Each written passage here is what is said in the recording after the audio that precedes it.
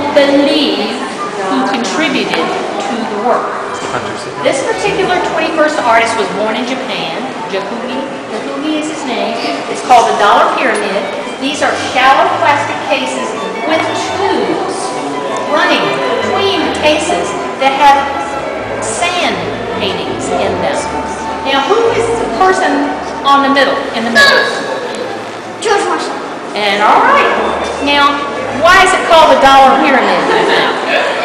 Why do you think it's called the dollar pyramid? Because $1. No, it's $1 bill. It's $1 bill, and it's built in a pyramid. Oh yeah, because the head's up there, the word Exactly. right there on the face. All right, when Jahugi was growing up, he played with bugs. He used to take paint and he put it on the paper and he'd let bugs crawl across it and have their little feet prints all over the paper. He loved bugs. So when he became an artist, he said, whatever I do is going to have bugs in it. So what he did was release hundreds and all the way down, and they would die for a period of time because they worked very hard to make these tunnels. And eventually he said, it's finished. That's what I want. You mean those little tunnels like those ones? The ants made those tunnels, and the art in this room is from a different part of the world. Has anybody ever heard of Russia? Oh yeah. Oh yeah, you have heard of Russia? Come on over here. This is the particular one that I'm going to show you. Now this was a gift, and it was made by Carl Fabergé's factory. He had a factory. He's not the one that did all these eggs. Fabergé owned the company. They made up all these wonderful designs, and they used precious stones, diamonds, and gold to make these eggs. And they were called Eastertide gifts. And the Tsar of Russia, who's like our president, gave this particular egg to his wife with a picture of their only son, Alexis, inside of the egg. And the blue is called lapis lazuli, which is a very valuable blue stone, and the rest of it is gold, and the little frame would go inside. Then the frame here that has his picture has got that eagle design that I showed you on the mural. Remember I told you we were going to see one of the things on that mural? Well, that is the design. And it has diamonds, it has the symbols of Russia. Now, would a poor person be able to own this, or a rich person?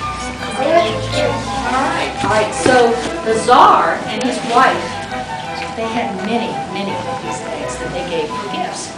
And it was around the time of 1912. The people had very little. They didn't even hardly have potatoes to eat. It was very cold, and they were very poor. And they got tired of the king having everything, having all the money. So they just said, we're going to revolt.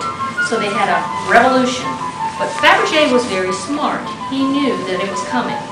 And so he went, and he and his jewelers went and hid all of the secrets about the way these eggs were made. And nobody ever found them. So they're buried somewhere. But a lot of these eggs were gotten out of Russia before the revolution. And we have these because of that. We have our museum has one of the largest selections of Fabergé eggs. But anyway, when they revolted, the whole king and queen and all the children unfortunately were killed because they wanted their country now to be communist instead of being ruled by the Tsar. So this is one of the last Fabergé eggs that was made. And it was made to have the picture of Alexis, their only son, in it. All right? He's not very old at this time period. This is one who was an emperor of Rome. His name is Septimius Severus. And when the museum bought this piece, they thought, you know, this is not ancient. Ancient is like it was made with, well, like 122, like 122. All right, that's when he died. He was a Roman emperor until 122 in Rome. And he actually was one of the emperors to say that their God was not Jesus. Okay? Kind of like just like the Statue of Liberty, because it only had fire. That's right. The torch in the Statue of Liberty is very similar, isn't it? So the French artist that did that design was looking back at the Roman statues, and this particular one has a scroll because he was an orator. He was the person who could speak okay? I'm not going to tell you a whole lot more about it. Only the head.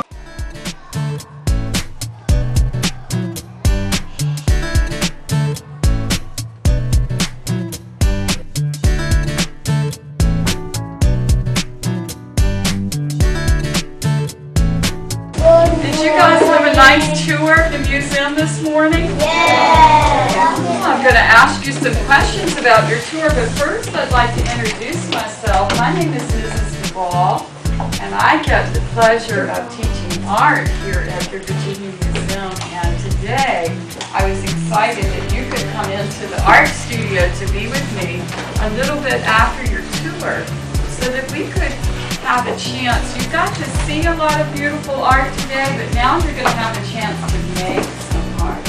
And you are going to become an artist instead of just someone looking at art.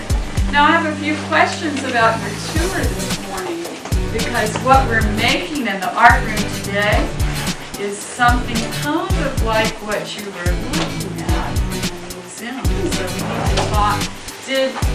I know you broke up into two groups, so I'm not sure which pieces of art you got to see, but would somebody like to raise their hand and tell me what their favorite art object was today that they saw on the tour? A Roman statue. What did you see that was your favorite? My favorite part was seeing Mama go. Oh, the large leafy mirror, that big funny guy. The sand and the dollop. Oh, the sand. With the daddy and They took the ants the out. pyramid, the dollar So they pyramid. With the daddy. The dollar pyramid. Did you see any ants in it? Yeah. Oh, they took the ants out They took after. some presidents. Which president did you see? Do you remember? You did see George Washington, maybe. I liked George Washington. You did see Thomas. Oh, there was a sculpture of